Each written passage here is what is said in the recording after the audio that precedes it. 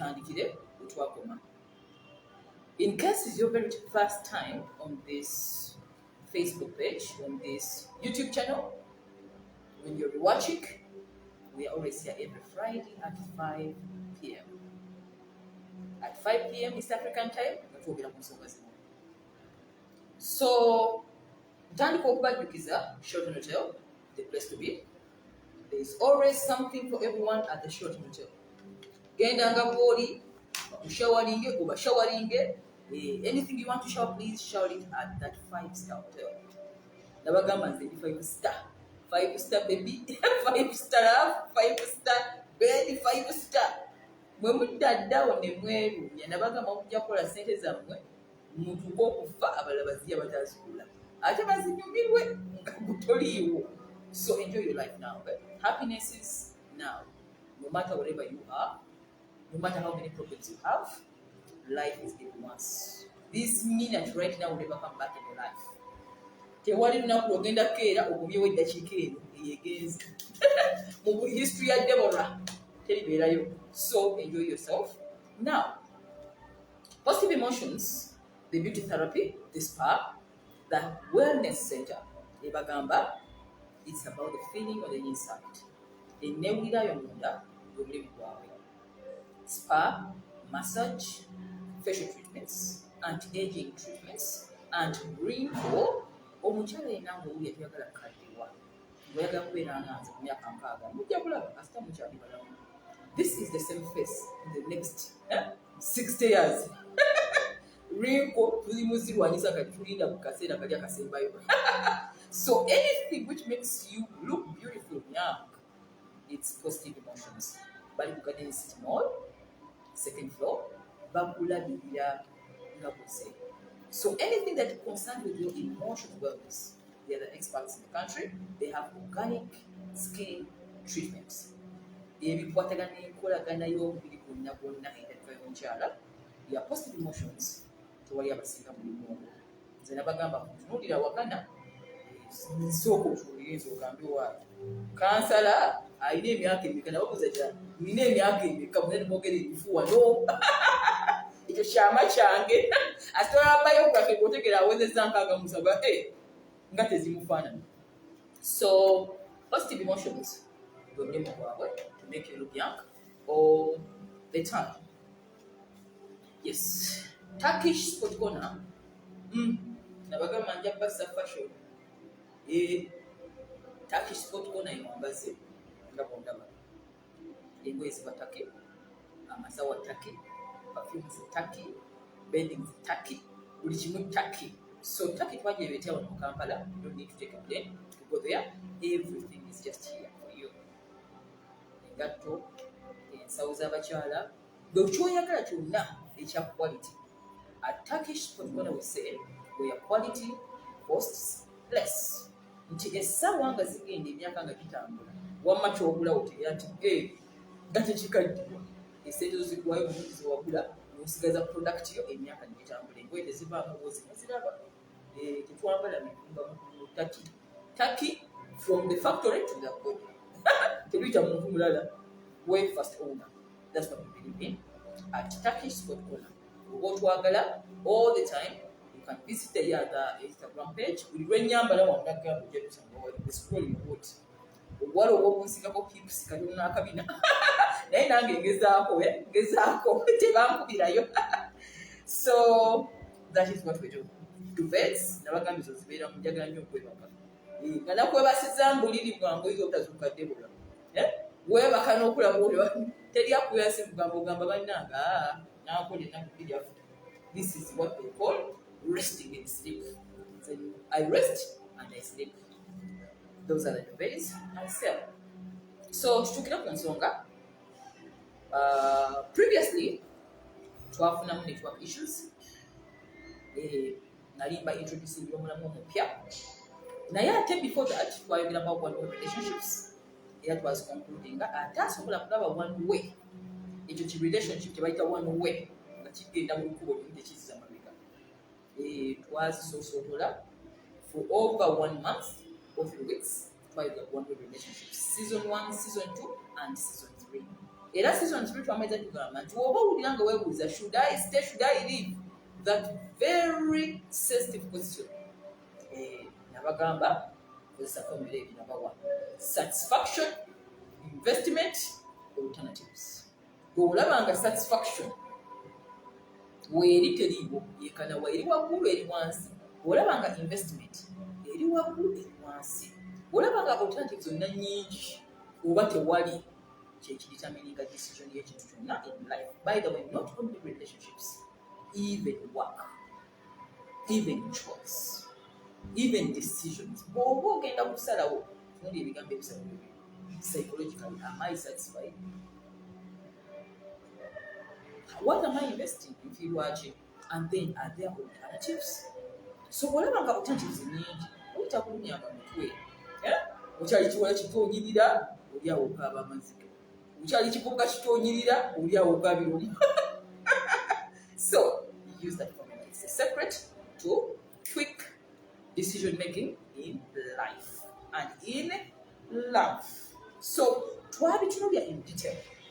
One by one. If you missed that video, please, and it's your very first time on this session and on this YouTube channel, please revisit the whole season. It will make sense because most of my students buy full package. I'm so grateful and happy. I'm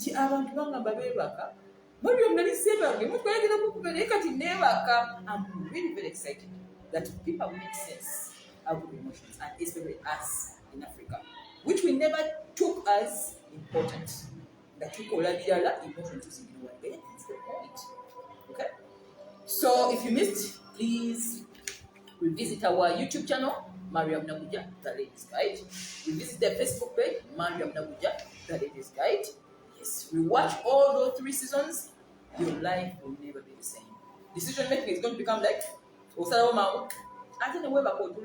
lack of decision making is one of the reasons of failures in life.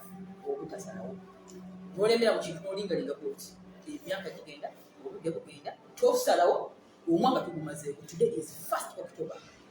We are remaining with only 2 months, and 2021 is history.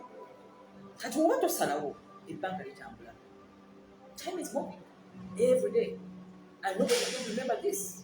So I would think the best kind of habit anyone can ever have is the power to make informed decisions. That's what I do. That's why it's around means. When answers there, it's very hard to change. Why? Because I'm familiar with satisfaction, investment, alternative.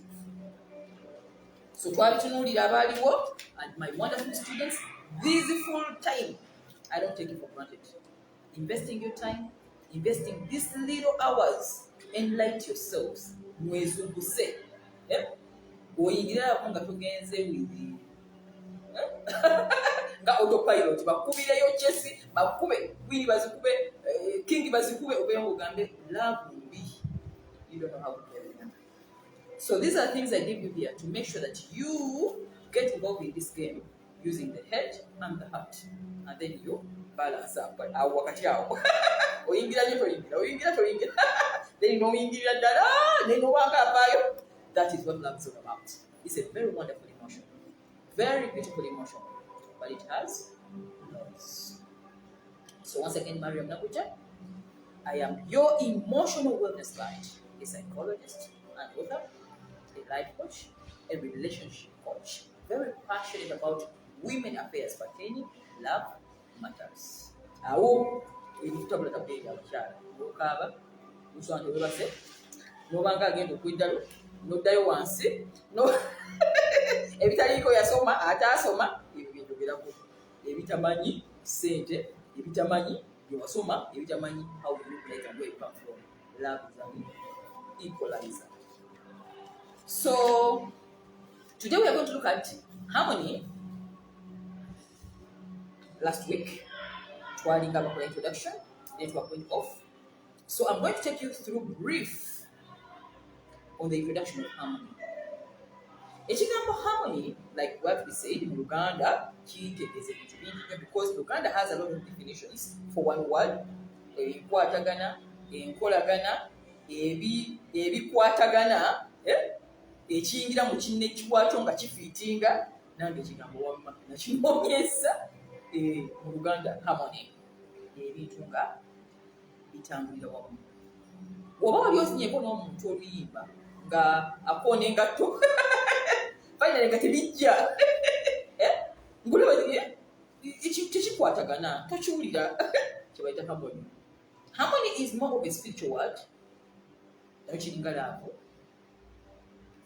Okutegeera impact ya harmony, the definition itself wagirimu gwasobola okukinyonyola naye tosobola kinyonyola bigambo nti mpulira omuntu oyo kutanga obukubagano harmony nga temuli the same level of alignment. So that is what we tried last week to define, and it's what we are going to continue 2 weeks back. So the introduction to harmony in relationships, it is a very important subject.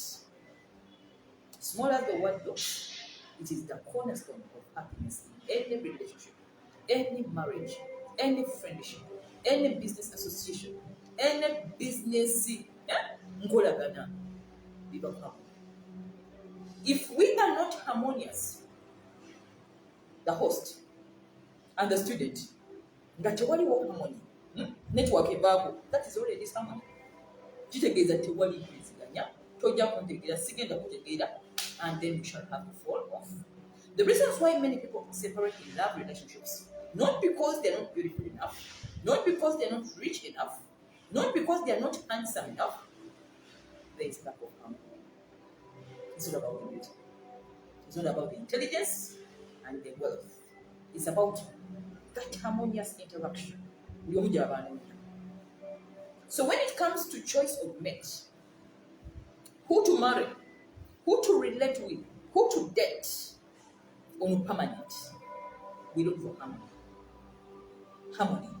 So ojja kulaba nti ebiseera ebisinga omuntu asobola okugamba ekigambo abakyala mu kibaji ekyo nti you're beautiful, kubanga olimu empisa ennungi naye tetukwatagana nomugamba kiki enkoze tetukwatagana sikuvumye, it is not defined. Simuwulira kati nawe olisonga nange simuwulira that thing. So when we talk about harmony, we are more of talking about something which is so spiritual and deep. It is so deep in definition. So kinabagambye tulina following up sessions zino to the end wetunamalira season esembayo otegedde harmony.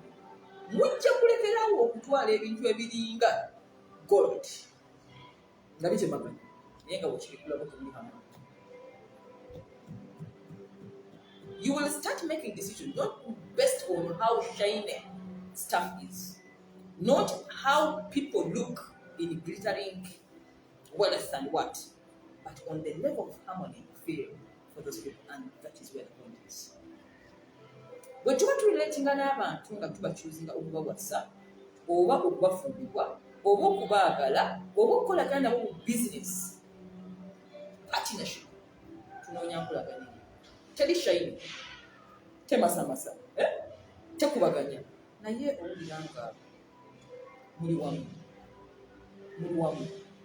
Ng'owulira omuntu okuwulira naye akuwulira, you are just peaceful with them. That is where marriage gets interesting.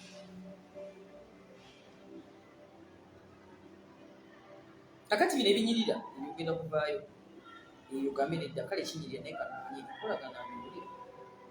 Yes, people are intelligent. Mu Kampala oba mu Bwerulayira nagyo onoonya abagezi buli omugezi. Asitako omanya nti oli Bulaaya, manya buli ali omugezi nga gwe. Yes. Where one writer said, many are very intelligent, but few with the fortune. Kati ekigambo ekyo kitegeeza nti until when there is harmony, n'ekinyirira ekigiritalinga tekikola sense mpaka nga waliwo harmony. Yeye ensonga gwaki omulamwa guno guli very important kwaba abatandala okusalawo wasoba kufumbirwa, kwaba bali mu laavu nga bakyebuuza sikuwulira nkuwulira, n'abo abali mu bufumbo nga sikuwulira nkuwulira. Omuntu wange ono sikyamuwulira, waliwo akantu Naye akantu ako tekalina definition.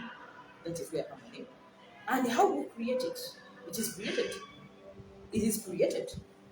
We work for it just like peace, just like love. It is not obvious. You just wake up in the morning and we are harmonious. They are rules. So program yakyukamu olwaleero tugenda okubawa the whole introduction to harmony, which ejja bawe 3 fundamentals z'olina okubeera ngu creating a harmony, because remember we work for it. Tujja kibategeeza it is not obvious. Tokeera ku matano from mugaa tukwatagana no. It is worked for. Then weekend nasembayo tujja kulaba unrealistic expectation. Is it a harmony? No creating agantu mu bwongo obwo muno n'olwako musubiramu ebintu byatalina naye n'akusubiramu byotasobole nomala n'ogamba yakulimba naye actually gwa create his expectation gwe nali manyi alinyamba, nali manyi munange, nali manyi, by the way, even parents baana wange nakuwera nali manyi olinyamba mukadde nekitajjanga bwe kibadde. And that unrealistic expectation, which is very disappointed, yereta abantu harmony. Okay? Then after there, we shall move to forgiveness. Tujja kusoma ku forgiveness, okuyiga okusonyiwa. Kubanga kyemmaze okulaba nti abantu bonna bali mu love frustratinga. Bwemala okufrustratinga osobola okukana okusonyiwa. Okusonyiwa okulaba n'owasa omugongonereza gw'oli. Tujja kusoma forgiveness in detail, and I will define it. Of course, single budogo kukiriza. So those are the 3 seasons that tugenda okuyitamu. Of course njagenda kumukuumula emabega kawo nagenze kumukuumula nabagamba following program network webako nze nsigala ne program etayogera nyingira mu kuwummula. So harmony bwe nali mpandiika ekitabo kino the ladies guide, let's have another ladies guide twamukyusa. It is the new edition now.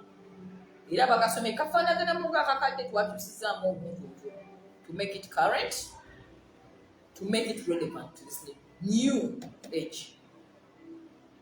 So emyaka gye kamaze mu market, the intention of the ladies guide was and is to create harmony mu bulamu obwo individually.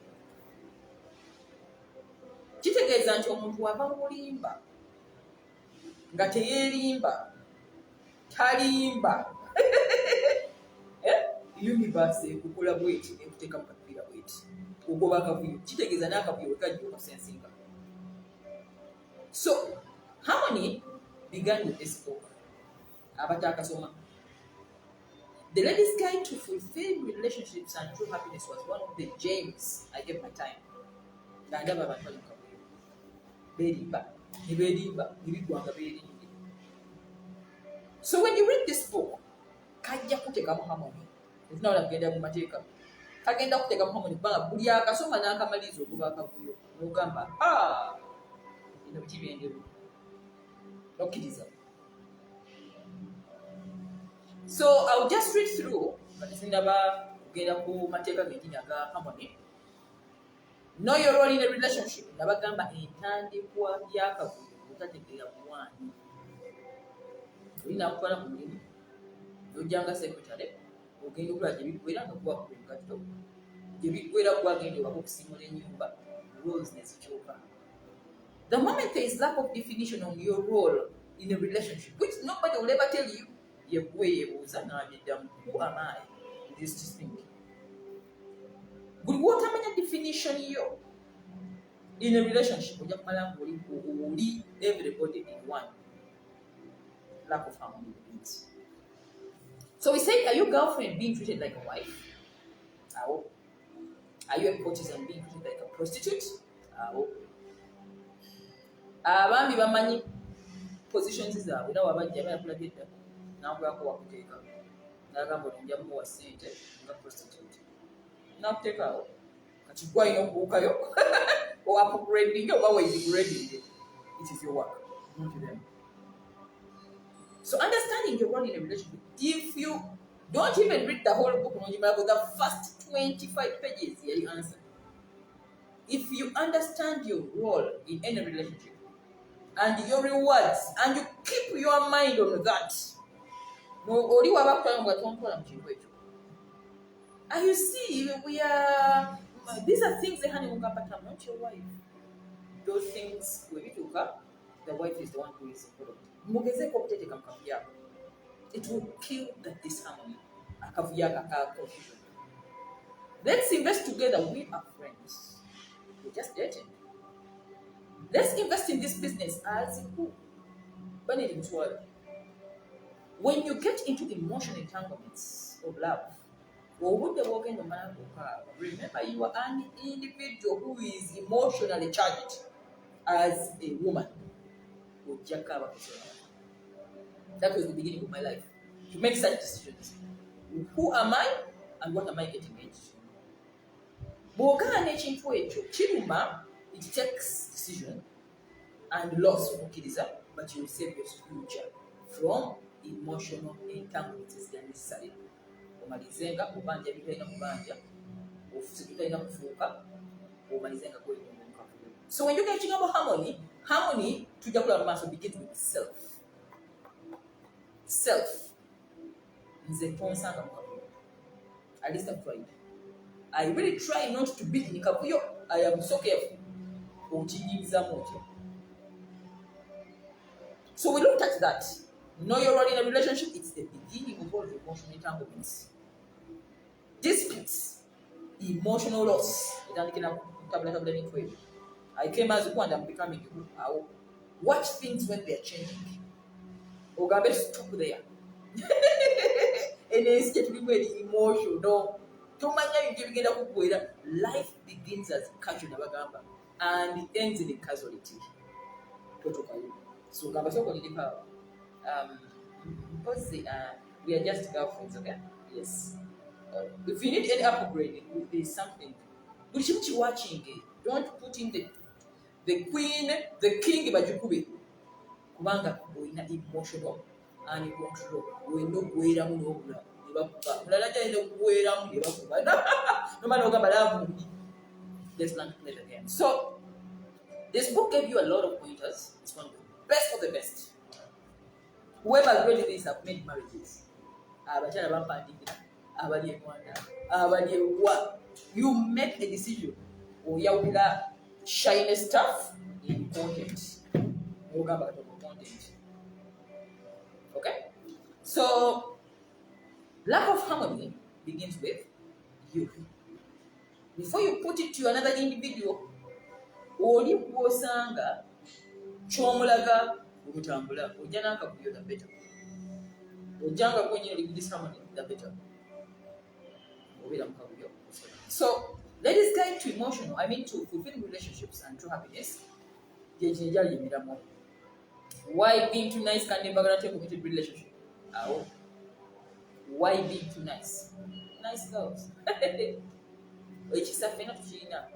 That too niceness will never guarantee. That's not the yardstick of relationships.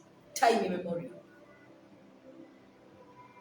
Time-tested groups for love. How to read a man like a book. Movement. Somebody could chase. Get you again the muscle. Chase.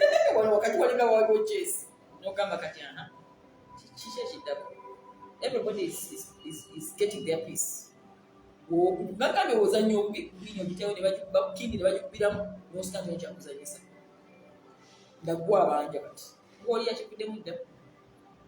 That's how relationships are, and that is the goal. Sugarcoat it, pretend, or still come go to particular impact. So when to tell that it's time to be in a relationship, I gave you pointers in this book. Go back to the foundation of your life. It doesn't matter how many times you've been hurt, how many losses you've made. It doesn't matter even how old you are. It doesn't matter how big you are. The answer is to accept, renew yourself, and begin again. As simple as that. I don't know why most people find it hard. So when is the time? Enough is enough. Was a decision. Basically, it was to elevate a woman's self-confidence in relationships.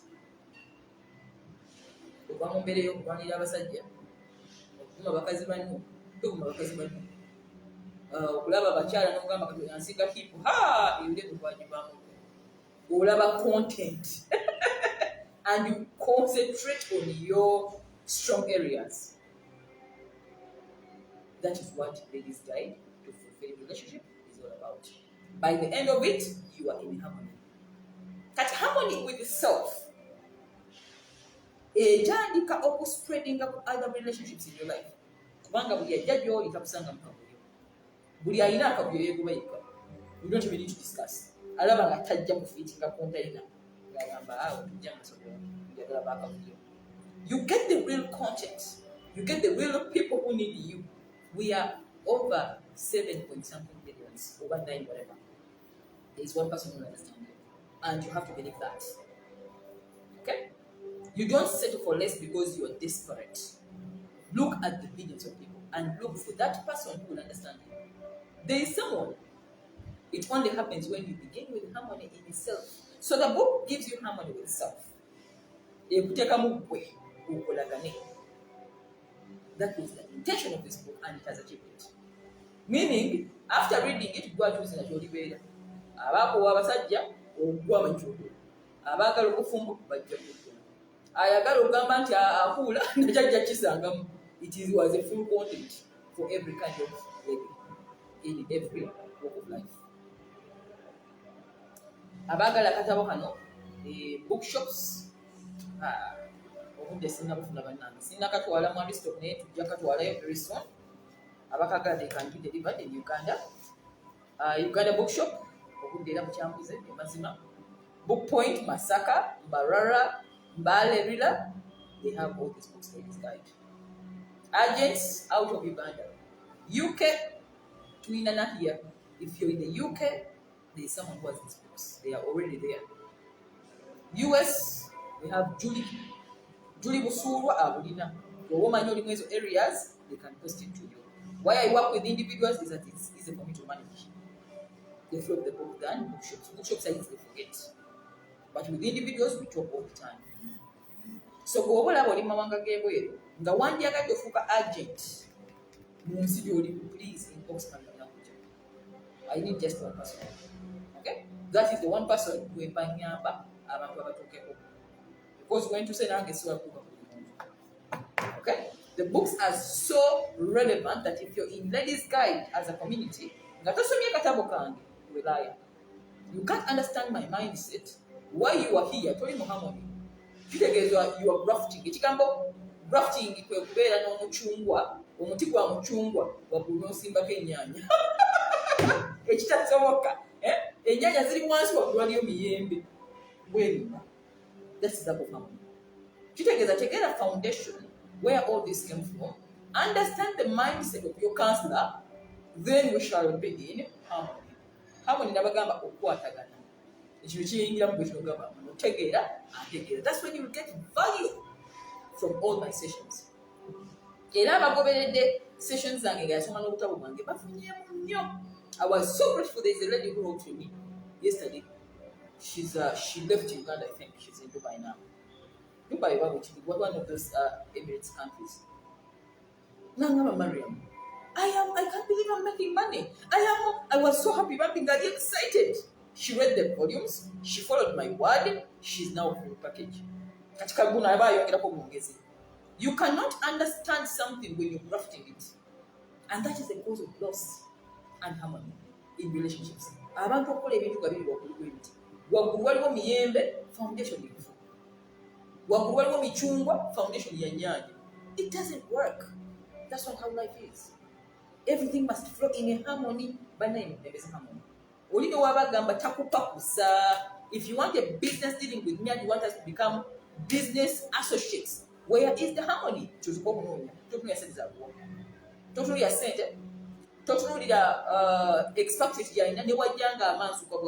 I have a PhD in what? I am the best. Where is the harmony? The harmony is the point. Not the beauty. Not the wealth. Not the education status. You don't need that. Because no matter how much you bring that person into the system, it will crumble down. Harmony is the point. Let's get married. Is there harmony? Let's get into businesses. Is there harmony? When I'm employing most of my workers, I don't even care whether you are the last.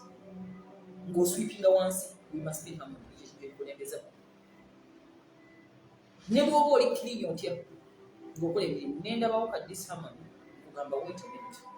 Wait a minute. Harmony. Wakiri omuntu akolaga dibenga yenga mulimu harmony yajja kuyiga. Ajja kusavinga bulungi. The business will go on. The family will stand. Go on harmony. It's not about how much and how beautiful and how handsome. All those things are grafted. Foundation one says.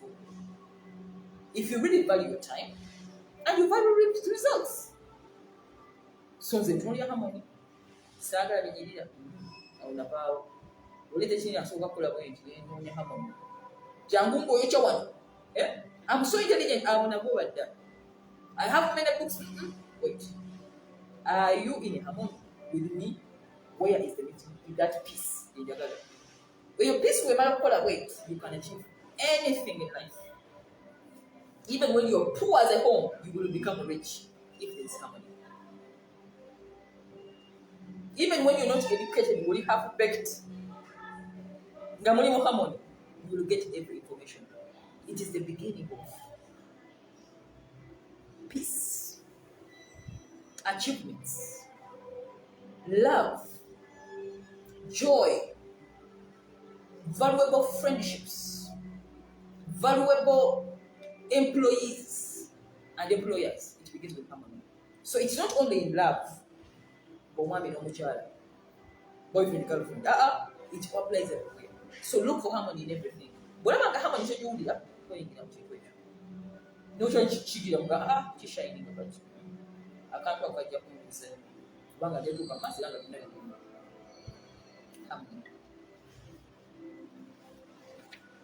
So harmony means free from conflict. The definition. Harmony means pleasingly arranged. Ntiaka flower kano webaka teka kuka pink wamba wafitinga. Tebateka ku red, purple, indigo, violet. Oli ya designing yatwala harmony. Ugatte ekimuli kino kino. Okulama kibayo nga kiri. That is harmony. It's like a musical sound. Pleasing to the ears. If there is lack of harmony in keynotes, it is noise. So is now relationships. The Pomopane Kujanga who have Sunday baby Massa. Japuachi, I have decided. Look for the harmony. Is there harmony with itself? Komunyako. Whatever Kapula can go to Fianga. No way poverty. Riches can come. No what was so manu. Kubanga ne kuwemba mulino ne lyangu. Go like this. I have my manager. My manager and me, we are in harmony. In that ya manyo organization no singers yet jandika. Vision ya jimanyi no singers. That harmony, to me, it is one of the best things I can ever get. Not intelligence. Intelligence will give you a total. And that's why many people suffer in relationships and marriages. They are beautiful, they are intelligent, very educated, but they lack loyalty and harmony. Kati ulama kadelo ya jiteri yongo ya nonya loyalty kujina. Nengo ine bidebya, bibina bibange bitali. Banga chigendo kunzika wechitene bibina bado. So in other words, if you want your relationship, marriage, life to be free of conflict, pay attention to the word harmony.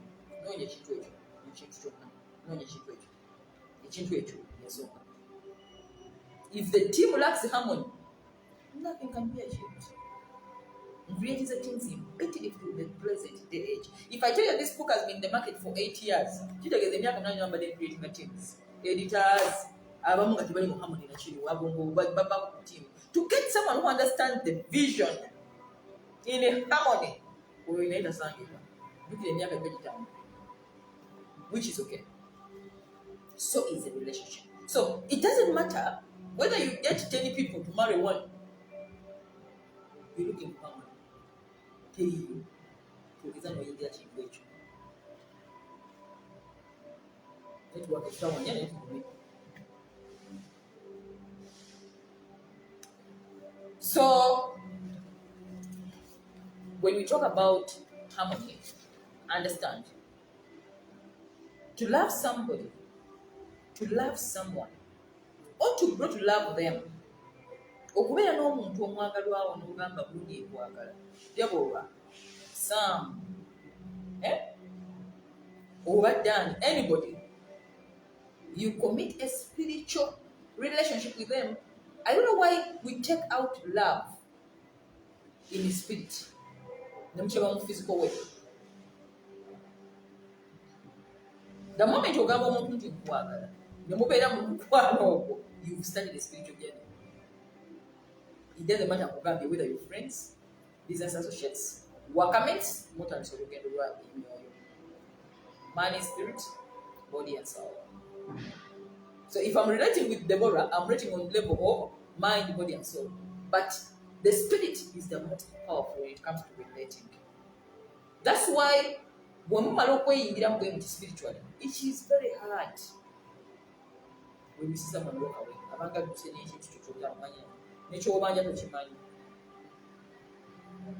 So the point is being spiritual. Point being,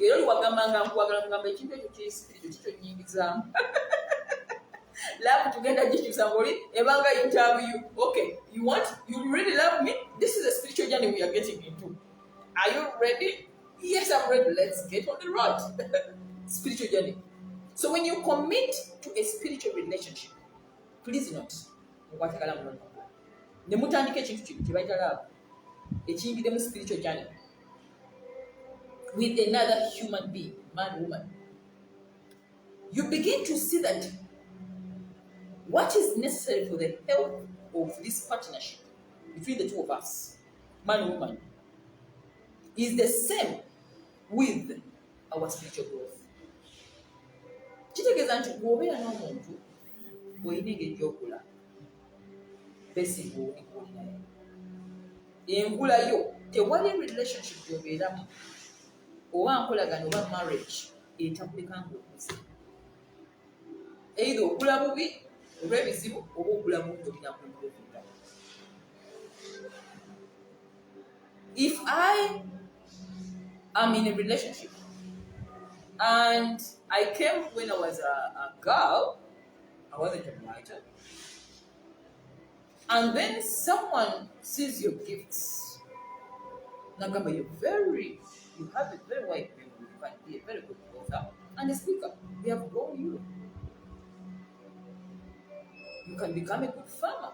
You're passionate about animals. They have grown you. Spiritually, so be careful on how you choose relationships because they determine your spiritual growth and your achievements. So is when you choose the wrong person who makes you not valued, who makes you feel handcuffed. Spiritual growth. No, I think no shrinking.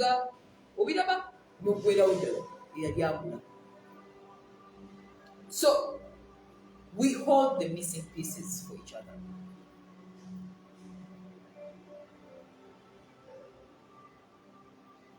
You have a piece, he has a piece. He has a piece, you have a piece. Not two individuals who are the same. Eva. Kitegeeza piece emu ino kwatikanagana nine way of fitting. Kati oba onoonya abakufaanagana, it is a bit hard. Kitegeeza nti ky'atalina okirina, ky'otalina ky'alina.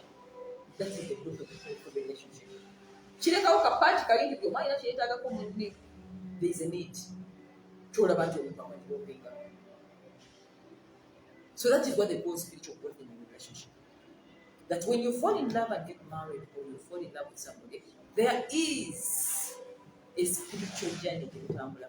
That's why it really hurts for someone to wake up in the morning and jump from someone, Deborah, and goes to Makwin Kabanda. There is a spiritual, Obanga to that and boat. And then it starts.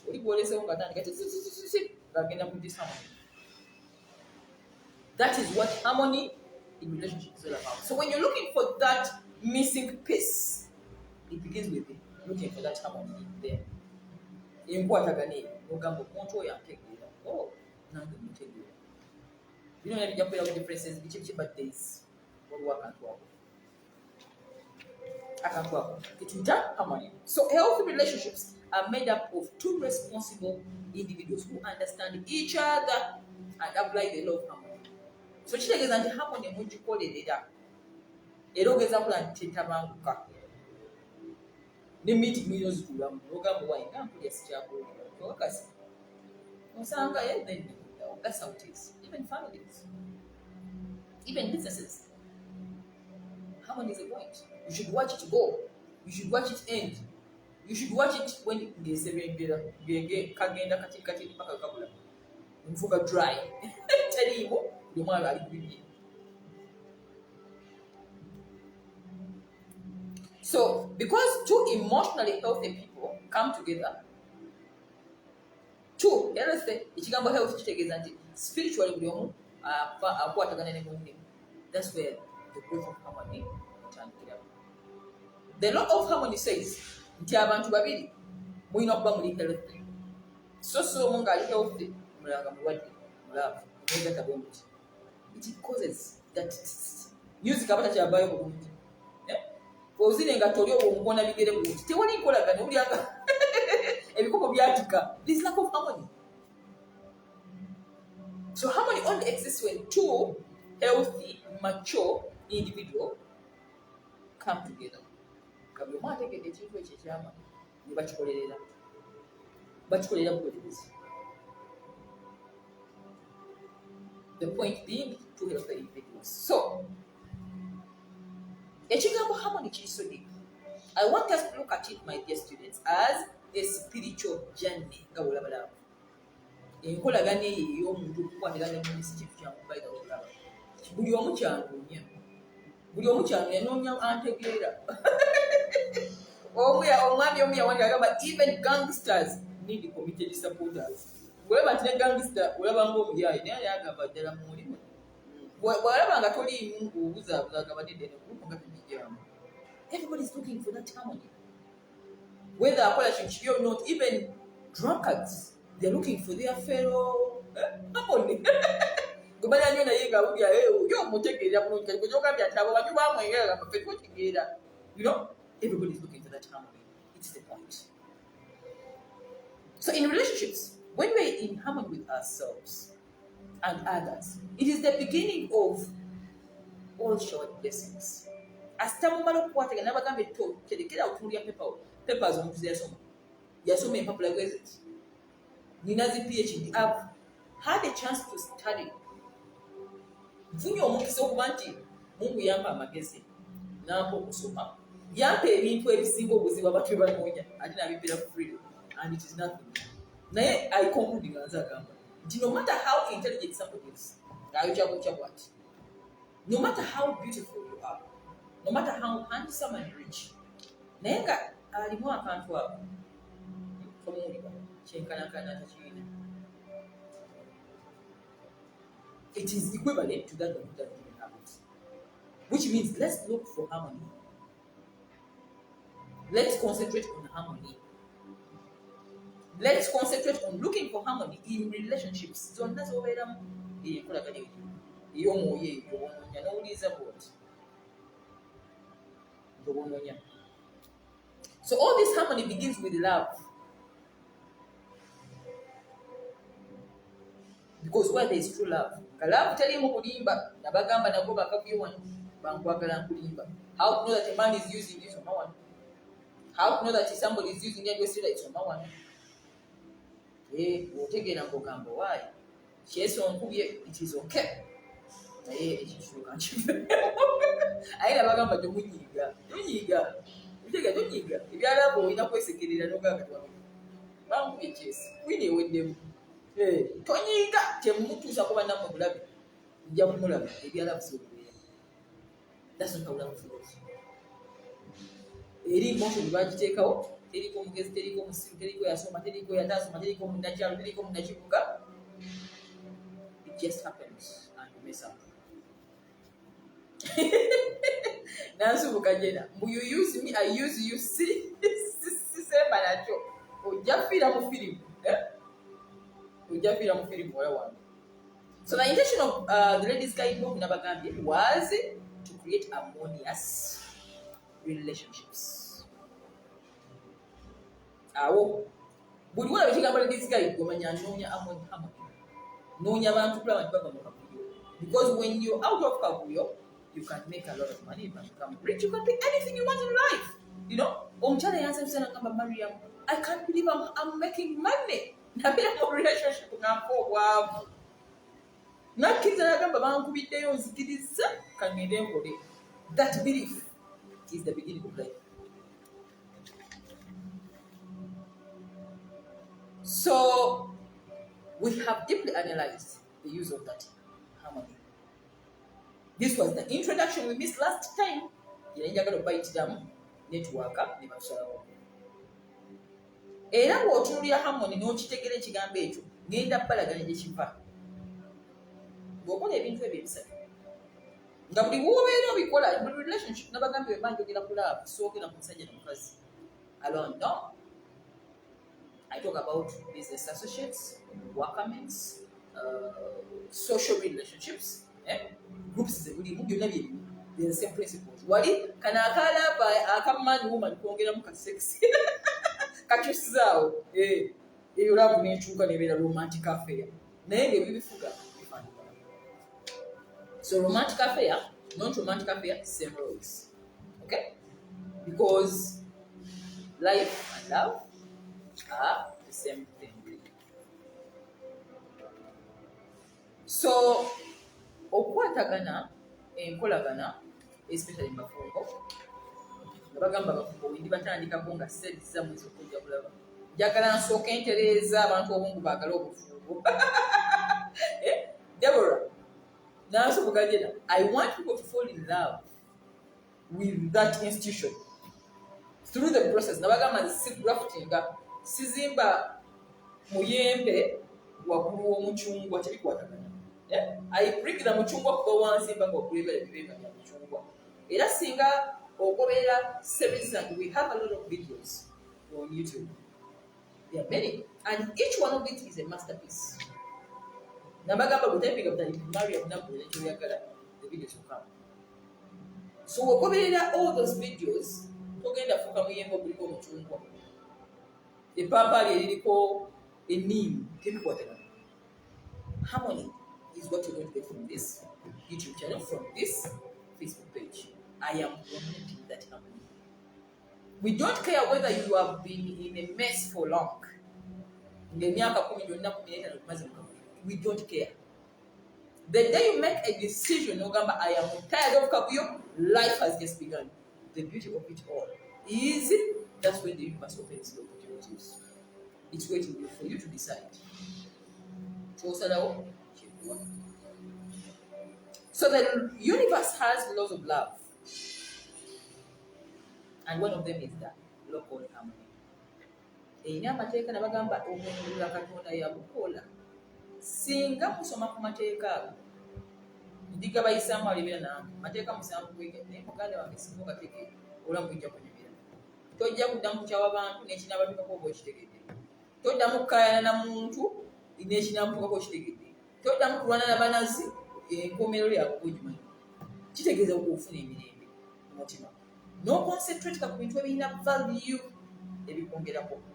Omuli emirimu gyo ne gy'olaga goals. N'ebikusanyusa. Tumadde omuwandiisi omu yagamba, don't waste time in battles, win the war. Abantu balanga okujja mu battles, especially eza relationship, nja kumulaga. Omukyala oyo n'aziba. Omwami oyo n'awasa omulala, nebaluwa n'entalo ne basima etaana kumi naye nyina afiiramu yalwana, which is not useful because they don't understand the laws of life. So understanding these laws will help you to shorten your learning curve in life.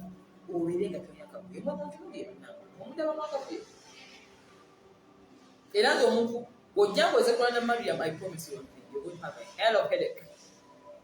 A hell of a headache. Kubanga ne pato gyenyiga ndimani nenga akatego debula ngenda mwanzi awakula oyabikira Dubai. Amateeka nze yagasoma. Kati bw'ojjanga ogera bwoti alina obwekiro to use naye ate neteeka erigenda omukolako lirimu unoka wambudde ayabikira Afghanistan. As simple as that. And life is sweet. When we go way back. We don't quarrel. Okay? So among the laws of the universe is the law of harmony. That in sound, when you live in harmony, when you live in harmony with a loving intention, all the conflict in life disappears. Nti mu Luganda bw'osalawo nti nze ngenda kubeera mu bulamu nga ngoberera enkolagana ezireeta ebintu nga bikwatagana nga bwe nabagambye nti newoba oyerera wange noonya hamoni tompulya nti oyera bulungi awirire hamoni kyonoonya wakiriyera bubi naye beera mu hamoni kubanga hamoni asiteebeerawo ojja kuyinza okwera.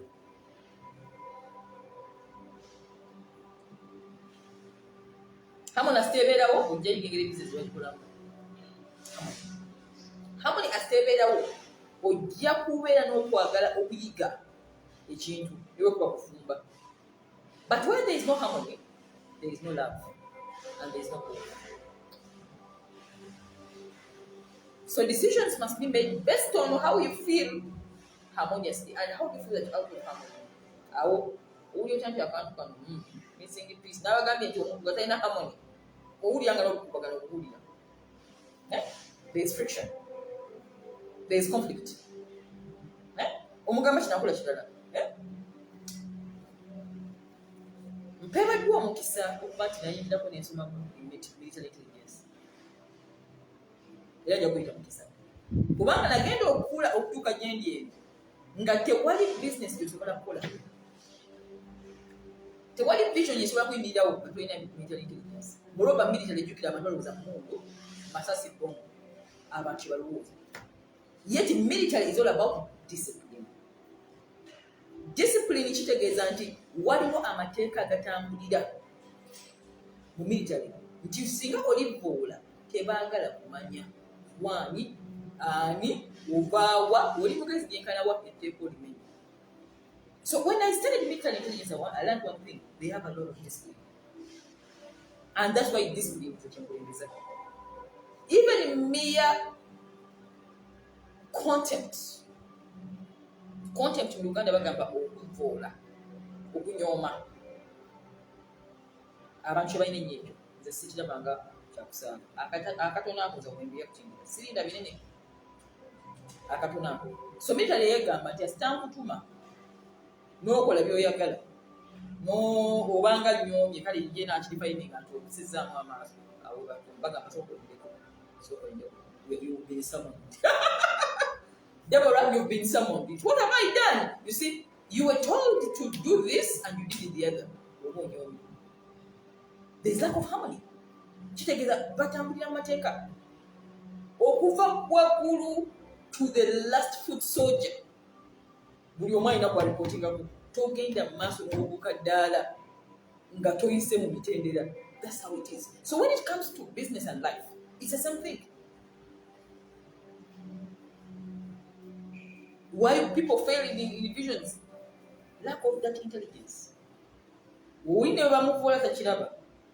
Agenda otegeera nti bamuvoolavola dda ng'ekintu kinene bwe kiti. Nga ne bwe tunoonya ng'ekintu kitemaatema tukimalewo, tokimalaawo. Kubanga yakubisa amaaso kiri ekyasooka. So omuwandiisi omu yagamba nti ne bw'otumanga omuntu nga mukozi n'akola bw'ati.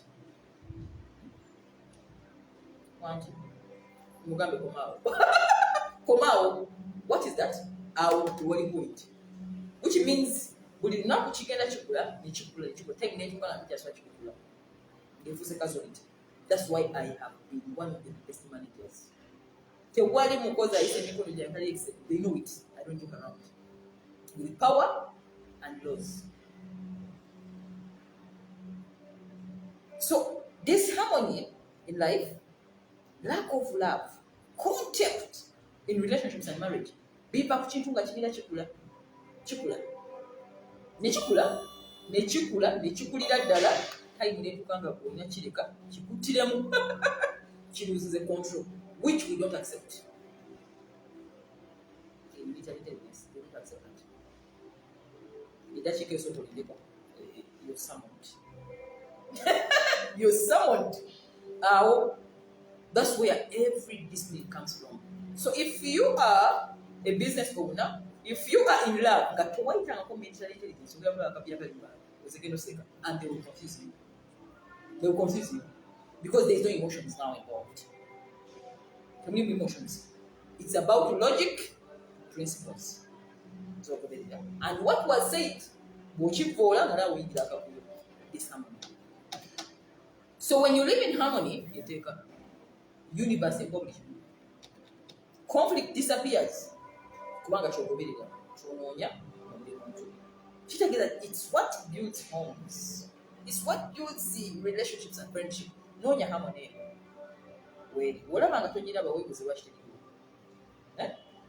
And immediately,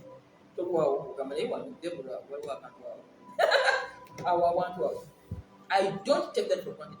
And people find you hard. Mariam, I don't have company. Between me and God, right now where I'm seated, I don't have company. Today is a sorting up foundation by the small things. Big things we get into and get to. That's what it's called. So harmony should be the foundation of all decisions you make. Nabagambi, literally move. Being famous and rich move. Having lots of whatever. Thank you very much. That is important. But is there harmony? We live in harmony. We must live in harmony. You attract a lot of blessings, abundance in the world. Perfect relationships come because you are in harmony. So there are three kinds of harmony. There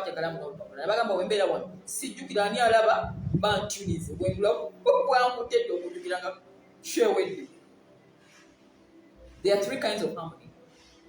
Harmony with self, harmony with others, and harmony with the universe. Harmony with self, harmony with others, harmony with the universe.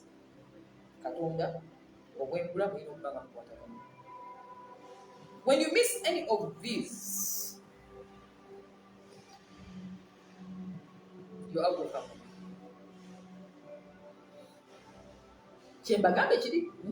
When you read my books with ladies' guides, you get harmony with self. Harmony with self. Omuntu agenda okujja nga bingiza disi harmony ngomugamba soko kumaawe byogana bivamu okuleyawo amusi because oli kumateeka si tesoboka. Harmony with others kitegeeza nti when you want to find a missing piece, husband, wife, friend, girlfriend, worker, gwe wenyini osooka kuba nti oli mukavuyo. Tosobola kuba nga oli mukavuyo niwatulakiti nga tali mukavuyo. That's why abajja kutugamba nti ono nga tujja musobola. Naye ono Margaret naamusobola ono. Ng'alina olugezigezi bayita olugezigezi nga lungi nnyo nga agenda kuba akavuyo bana. We are 7 millions. Abakavuyo bajja kusanga bakavuyo bana bebbe. And they will eat it wine. Kati bw'atalina akavuyo ogenda okuba nga oli sensitive ani amuyingiramu. Harmony with self, harmony with others, and harmony with the universe. Zezo harmony is everything that's at the moment of take a seed. So let's look at self-harmony briefly. Bwe twogera ku harmony, bwe nali ne my friend Farida twakyogera ku katono nnyo. Mwansiza mutya? Saakigenda deep in the interest of time. Bwe twogera ku harmony with self, etandika bweti. Nakibagamba that your thoughts, your feelings and your actions must be one. Toyina kuba nabagambye omuyembe tokuteekako mucungwa. Epaapaali toteekako nniimu. Tuleme kwerimba. And that's how many people live. Epaapaali kuliko nniimu. Ne babeera mu kavuyo. Emyaka 10 ali ku paapaali nniimu. Ne beerimba n'afiira mu kavuyo n'akulinaza generation y'akavuyo. So when you talk about harmony with self or self-harmony, you need to be calm and peaceful. Wait, and you are ready. Evacuation is papa. You know why I'm agenda? The answer is esimu ng'ekuba n'ogikwata tapapa. Mukyayogera esimu n'ekuba n'agamba just a minute, Mariam. N'akwata bw'ati mpola nga ndaba aluwawo nnyo. Okukwata nga n'okwetegereza n'agamba yes. N'engamba nayo mukimanyi engamba okukwata esimu okola okozi wonnoga hello yes. Mukimale mugende ku kirala nze nga ndi ku sipiidi nemala mugamba batiri. Tell me, how can you handle life in this world? Naseka n'agamba that's how I am. Calmness, I think I've found results. So calmness, lack of fear, nabagamba negative emotions okoze problem. Buli aleeta akavuyo wale fear anxiety bizibu ng'okugamba excuse me. Tondeeta ku kavuyo I want your mind harmony. Because when you're not in harmony, you're going to get into disharmony with other people. So self-harmony can be achieved through 100% responsibility over your life. Owoli Afghanistan, owoli London, owoli US, owoli Abu Dhabi, owoli Saudi Arabia, owoli Nairobi, Tanzania, anywhere you are, owoli Masaka, owoli wa byantonde, obulamu bwo 100% weyasala okubeera kubi. Tokyekwasanga ku muntu yenna. Kijja kuwa harmony because when you reach that decision it is erabirira. Nze agenda okuba kikumi ku kinne waakyo obulamu bwange butwala mu maaso. It is very beautiful decision. Ojja kula ebintu bingi. Naye buli wootikka responsibility abantu abalala. Anti omwami wange tanyamba ntudde waka nti nnize capital kubanga omwami teyamumpa. You're being responsible. Maama wange teyansomesa munnange saafuna mukisa kusoma kubanga kitaffe yagana tuwulira you're being responsible. Business ennemye kubanga corona yajja ne batuggala you're being responsible. 100% responsibility kitegeeza nti obulamu bwo tandika okugamba nti nze akiyingira nze akyejjamu full stop. Ogenda kunyumirwa obulamu. Teri muntu ogenda dependingako. Kitegeeza nti n'abajja okuyamba bakutangulirako. Bakutangulirako just ngendo naye si buvunaanyizibwa bwabwe. So harmony in self kitegeeza okubeerako okkiriza nti nze asalawo. And number 2, accepting who you are. Self-acceptance. Lekera okwerimba, okwegomba kyotali. Bw'oba bakuzaala ng'oli muntu gabeera muntu. Okwebuza ddembe nabagambye ddembe lyo. Bw'oba bakuzaala nga tewasoma naye ng'olina amagezi amazaale, accept it. Teweegomba baasoma nnyo. Kubanga naye tomanyi lwaki Mariam yasoma bwezi. It may be a gift you don't have. Omuntu ayinza okuba akusinga hiipu, omulala akusinza amagulu, omulala akusinza ssente. We have different destinies. Even when twins are born by the same mother, they can never have the same destiny. So why do you think you should have the same destiny with the other person? Self-acceptance is the beginning of harmony. Kitegeeza nti omala okwekkiriza otandika okuva mu kupakuka n'okwegomba n'okulwanagana n'abantu n'okuwono n'emanya competition bino bivaamu nze singa competition abagamba I am original. I've not seen someone who has read 600 books in Love.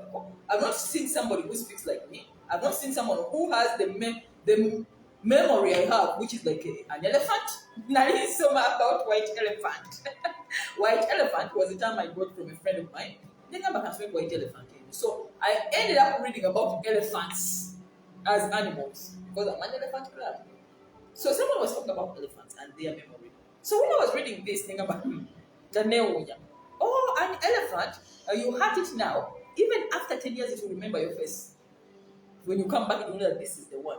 They have that such a memory. So I said, oh, perhaps it's because I'm an elephant killer. The memory is too much. I can never forget the way I went and how. I see you once, 30 years, I will remember you. The same face. I may doubt the name, but I will say, your name begins with D. D. D. You call it D. Either Diana, Devil, I'm there. But I will have that cafe. You may not have it. So when you accept yourself, do you know what you name your inner? Don't talk about your inner memory. Let me chat your inner. What ample? You don't know what I'm saying. What ample? I'm going to go. Make a decision now or never. You're going to put them in the shop. Yeah? Accept you. So those two things, 100% responsibility over your life. Mama yakuzala yamala. Please take a better than me. Mama yakuzala for 9 months now kwetika. Now kuteka musi. Bambi universe nemkosa kulete. Na kuwela ko kyesobola. Baba kyesobola kuwela bambi ebintu. Naye byali mu kuwanga ebikulu kati. Togamba nti obuvunaanyizibwa bwo obw'okulebera mu nsi kubanga kitange mangi baganamperera. No, we have seen people have succeeded without roots. Teweekwasa munazi nayagala omusajja mu 2010 bambi nandyako obusende bwange n'atampasa naguno gwaka yannemesezza. It is 100% responsibility for you to wake up and you say ngenda kuddamu obulamu bwo. Oba omukyala yansanyusa bambi. She was one of my clients. Omwana oli yansanyusa simulabagana. After being in a narcissism, agifunye mu bwebugizi yajukirawo mangu nafuna obulimu. After like 5-6 months down the road, n'avulamu okumpakira Mariam, siri mu Uganda nagenda, n'addamu buto naye kakati ebintu bitambudde, kiri ng'akivuddemu. So don't start having responsibilities by having halabies, excuses for not your success. It creates lack of harmony in you. N'abalala ugenda okugetabwangatamu paka olulamu your excuse. Anti bato bange nze yabaweerera. Nze saasoma baba tunayimperera bato bange. Never excuse. I mean, bargain. You know, we should live life in the current. COVID yajja ne baggalawo ensensi yaggwawo. I mean, byaggwawo ebintu bibika mwaka guwedde. Ne batuddamu 42 days ezaagenze bawa ekizijjukira kati. This is October. And we are going to 2022. So let excuse. Because you don't want to be responsible. Be one of the things we are going to know. Nze mama nze taata kiriza abanajja ne balutambulirako beebali naye totikama kuvunaanyizibwako. It's the beginning of harmony. That's why mbagamba nze sirimu kavuyo. I am 100% responsible. N'okubeera wano mba manyi nina kubeera wano. It doesn't matter when I want to be elsewhere. I can't. Because I'm responsible. So let that 100% be one of the things you use in life. As a woman especially. Oli wajja n'omukulako n'akuyamba si buvunaanyizibwa bwo okulaga future gyeraga akuyambyeko akutambulireko akagenda akatulaga. Komawo okimu obulamu bwo. Bw'oba wafumbirwa omugagga n'akuyamba n'akuwa ku bugagga. Yes, but that wasn't teruba luyimba forever. Twekerawo okuteeka abantu mu disharmony because twalemereddwa obulamu bwaffe. It is the beginning of wealth. It's the beginning of woman's happiness. It's the beginning of visions going. It's the beginning of a woman being rich. It's the beginning of somebody with a happy family. 100% responsibility and self-acceptance. So self-love, self-acceptance of harmony with others. Wekkiriza kikumi kikunde wakyo ne woolwala gwalina okwejjanjaba totika bantu buvunaanyizibwa okolola anti munange nnize gundi andeetera eddagala. Please get responsible. Don't wait. Not even the children. Buli omu nabagamba nagabe 2 twins identical different destinies from the same egg. What about you? With the man you found on the way, with the woman you found in the way, why do you want to put them in 100% responsibility of your life? obumutike ate nga bakyuka. What the point? Man changes because of problems, because of situations, because of growth, because of needs. Change. So suppose they change, and then you put 100% responsibility on them. It's not dependable. So harmony with others, family, friends, in-laws, lovers, co-workers, workers, employers. Harmony.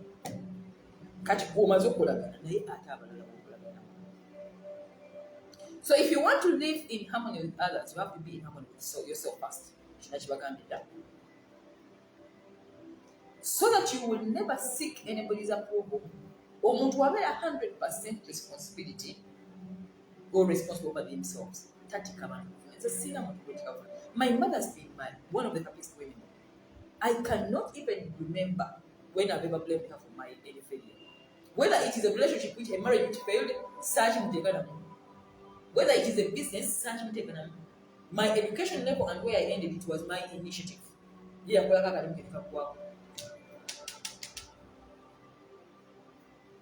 Not my brother, not my sister, not my husband, nobody. So 100 years,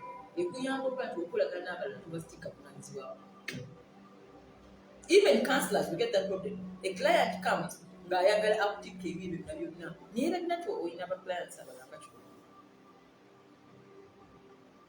akati bontikka byonna n'ogamba nti obulamu bwange Mariam bonna mbukuwadde nkutambulirako naye ate nabalaba neeta kitegeezera at last okukimala. So you don't seek people's approval because you're 100% responsible tojja kubakyala bato. You never make your love responsible for you by having unrealistic expectations. Kubanga kikumi kukinna bwakyo buvunaanyizibwa bwe oli aba akutambuliddeko olugendo lwalaawo. Money is very realistic.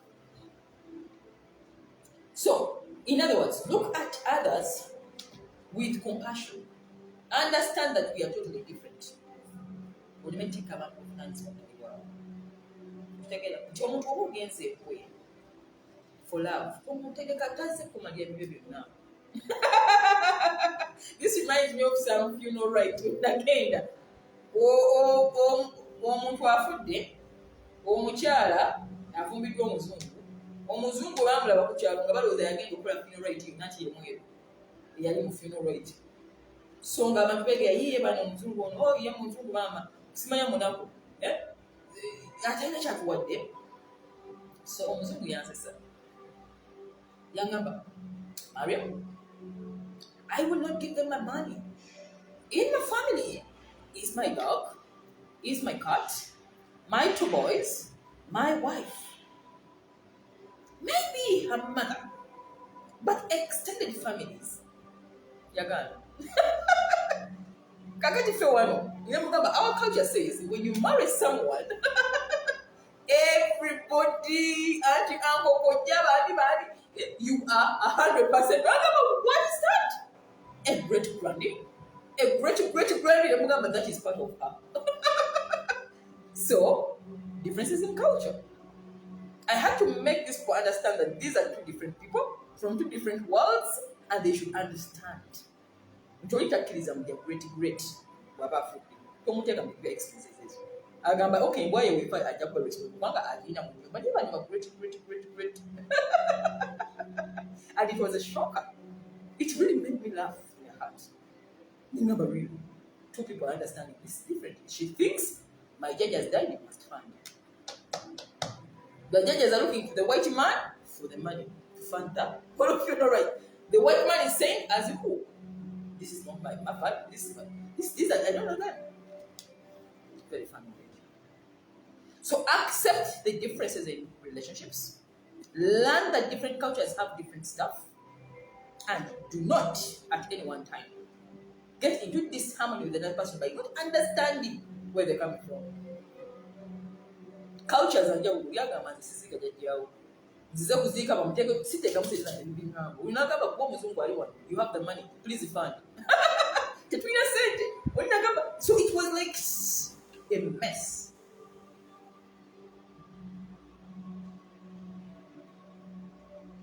Understand that we're different. So let's look at harmony with the universe as we're wrapping it up.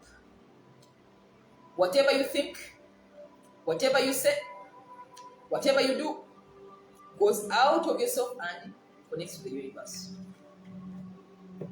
Universe, call it God, call it akapira akali ewaggulu, call it anything you believe in which is the unseen and spiritual that makes everything on earth happen, even a leaf falling from a tree.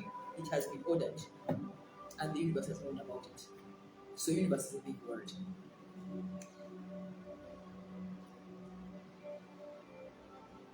So harmony with the universe, enkolagana yo n'obwengula etandika na nkolagana yo n'abantu abawansi. Singa mufuna obujjagalano wano wansi banange mubuulize. Singa ofuna akajjagalano mu laavu, mu marriage, mu nkolagana yo ne baganda bo, mu nkolagana yo n'abakozi, obwengula busalako obusazi bwe buti. It is like tata teetaaga bigambo bingi muvudde mu nkolagana temubinteekamu. There is nothing good that comes out of that. So when you are harmonious with others, obwengula bukwanguyira tukwongeramu. Kitegeeza being in harmony with the lovers, being in harmony with the friends, being in harmony with your relatives and the social relationships is the beginning of the universe now. Okubeera harmonious naawe etandika ku bantu banatema abantu. Mulaba ekitambudde kivudde ku ggwe ne kidda ku bantu abalala ekyokiyingira te Katonda. That's why I wonder why people are disharmonious here and they expect blessings in business. When a company is fighting, especially the heads, manager mujigale komao total wanda. No matter how much profits you make, zigenda nakufa. So if a home is fighting, husband is fighting wife, universe ya always at your pocket. Tewali chintu kigenda kula. Tewali nkulakulana. Tewali embalaza zijja kuzimbibwa. Tewali bizimbe bigenda kubeera nomala biseera. That's why even when bam bizimba wakiri abakozi babimba. Nomaliza ngo mukozi abjedde musenyu ya bututte anti bututte kukwatagana. So ekigambo kukwatagana harmonious obo weyamba bakwetuludde alina obwengula n'obwanguyiza okuyamba. So kitegeeza nti when we say work for harmony weyambe. Kino abagambye nti n'ayera I'm looking for harmony. Olujja lujja kubeera bulungi nnyo nga lwereddwa kubanga waliwo harmony. N'asiimuula amadinisa alina kubeera mu harmony. Ajja gasiimuula bulungi kubanga n'obwengula bujja muyamba. It is spiritual.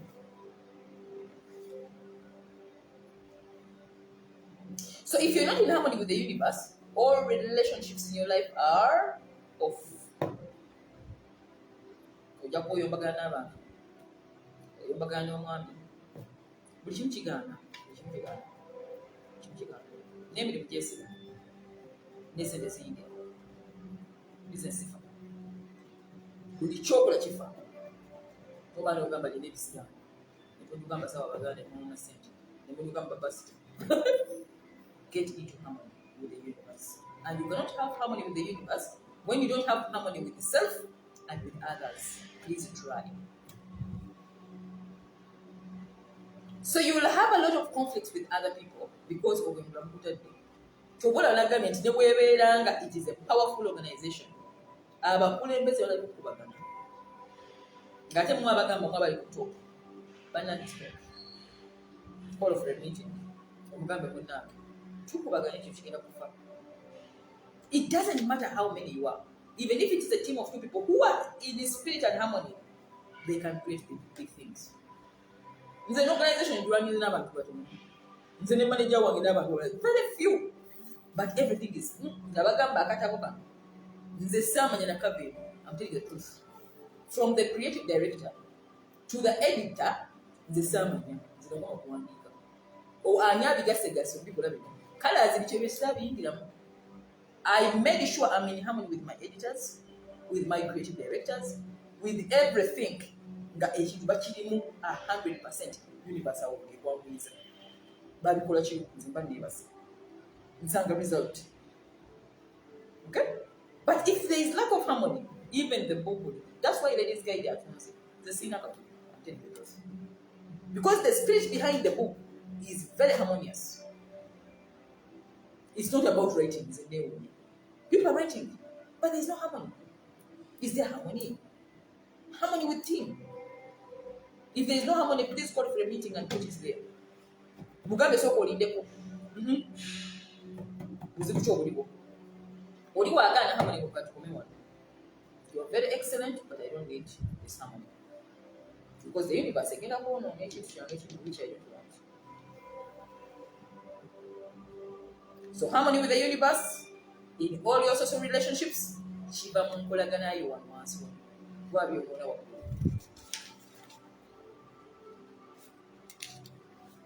So next week tugenda kweyongerayo with the law. What are those three things you need to apply in your businesses, in your families, in your marriage, in your dating spree?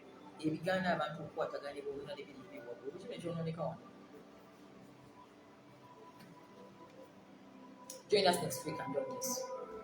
Like we said, lack of harmony in your life is the major cause of all relationship conflicts, especially in matters pertaining to love affairs. As Tova Muhammad wrote, you see that they forget. Don't miss that session. So, in summary, as we are concluding, today, harmony in love relationships has been introduced. Today, you have learned the definition of harmony and how it applies to relationships. Like we have said, the harmony is free of conflict. Harmony is pleasing to the ears. Harmony is when things are a missing piece.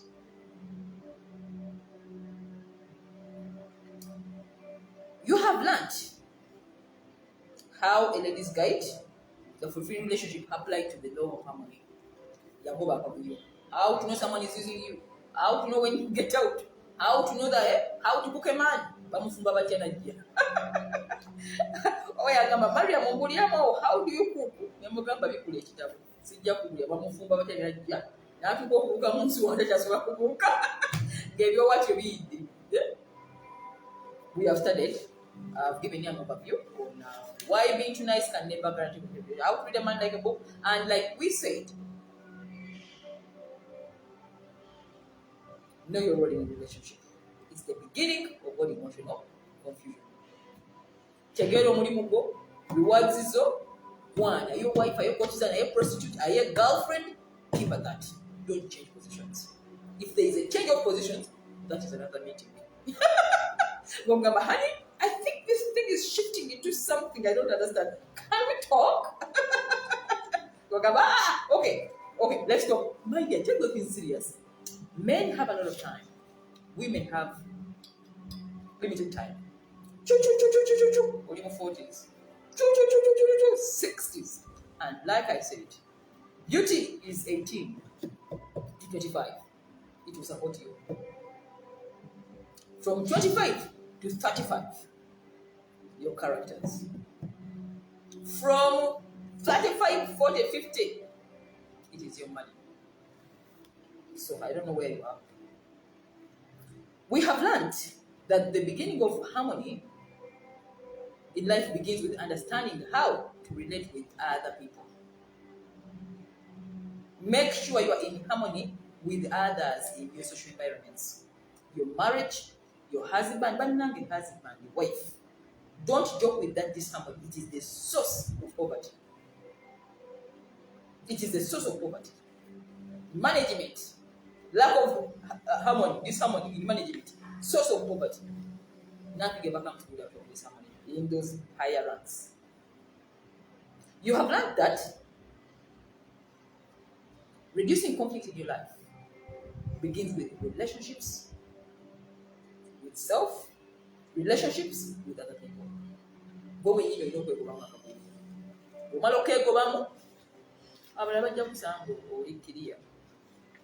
So today, you've been introduced to 3 kinds of harmony.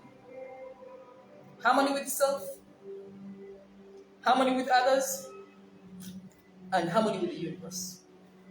And all those 3 work together to make you a successful human being. Kolagana, okolagane n'abalala, then mujja okumutya kwambuza. Asitabibulawo wano nga switching off. That is the law of harmony now. You will never go against it. You can never bagambe tojja graftinga. Omuyembe togenda kuteekako mucungwa wawe. Byonna bigenda kukwatagana era kijja kumala omucungwa gufudde bugudde kubanga eyo si etteeka. So harmony says, follow the laws. Work on you. Kyembagambye nti akatabo kano mukafune. Ne kali mwegulemu akavuyo. The beginning of love, kavuyo, is not understanding the laws. That's why I will never, ever repeat those 2 books. They have been a gem. Kubanga mbuwandiise nga ndi mwoyo ate nga alina n'ebiseera. Kati genda kati nkuse busy. Kitegeeza obunaddako bonna nange nyingi oyinza okubinyirako mu kagrafting. Obudde tebuliiwo. Onamuwandika nina ebiseera. So bujja kugobamu akavuyo. Kati omala okukolagana with self. Ojja kuba nti okukolagana n'abantu bakijja kwambulira. Mbagambye okukolagana with self begins with 100% responsibility over your life. Totika abantu buvunanyizibwako. Kkiriza omwami waba yakwasa n'akuwa ku sente nga mugagga yakuyamba kuyamba. So si buvunanyizibwabwe nti baaba moti okuva mu bwengula nti oyo agenda okukolera destiny. Bw'aba kansala ze n'enkuyambako nange ndi part of the missing piece. Osomya akatabo kange kakoledde getting a piece. Naye sinza nnyo okumalya obulamu bwo. So 100% responsibility says kima obulamu bwo ogambe ekyo kinayagala okubanga Deborah kandirwaneko abanayamba banayamba bakuyambeyambeko awo nambugweko. But don't ever transfer your responsibility of your life, not your mother, not your father, not your brothers. Please don't. You'll get disappointed. Tujja kulaba maaso as we are ending these seasons. Unrealistic expectations from people and why it causes disharmony in your life. So we shall expound next week on the law of harmony in our season 2. Gambalaga ebigenderako byonna n'ebintu ebisatu the 3 hours. 3 hours z'olina okumanya nga okola harmony mu bulamu bwo n'abantu abalala. Kakati 3 hours ezo ozitegeera, the 3 hours R ezesa n'ositandika ozappulayinga mu bulamu bwo ojja kulaba nga mwana wattu nekolaga nayo n'abantu nyangu nnyo then okweteka kukolera kuti sente ziyingire emirimu giterere oyagalwa abantu bakunyiiza ebyokusonyiwa akwagadde omuleki omwagale atakwagadde omugambe yowa loss obulamu bubeereka bwangu tofuusika kintu na kimu. So join us next week for the second season as we take you in that deep dive of the law of harmony and how to use it in your life. Using the 3 R's is using any balaga. Bonazinga tujja kwanga enkolagana yo n'abantu kyuka. Okwengulanga ku kusanyukira nga bugamba ategedde ekyama. Like I said, life has laws, love has laws. Respect the laws. Okay? When you respect the laws, ogenda kwanguyibwa obulamu. When you don't know the laws, obulamu n'obuyitamu ng'oligagambula, tekikujja kyama musango. Ojja kuggwa nga era oli mu grafting, ng'obuyembe otaddeko waggulu omucungwa bigwe. Ebipange bipangulukuka, ojja pangulukuka. So let's have that concrete human being ayina foundation eri unshaken. Then when you're in harmony with self, harmony with others, the universe will easily get into harmony with you. And what I guarantee you is emotional happiness. Thank you for being part of this. Thank you for watching till now. You're part of it. And see you again next week when we talk about the 3 R's. R. So you know, to become harmonious in your relationships, in your marriages, in your friendships, in your businesses, and then the universe will give you everything you want, and then you live a conflict-free life. Emotional happiness is my guarantee to you.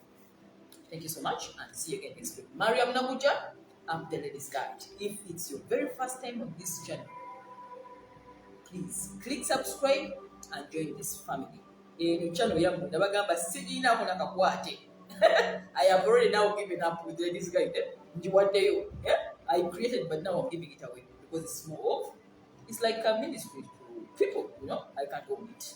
It's beyond my reach now. So subscribe, share with a friend, share with a loved one. If you're on Facebook, please follow us. Every Friday at 5 p.m. East African time. Things that money cannot buy, but that makes life worth living. The emotions. See you again next week. Love you. Bye bye.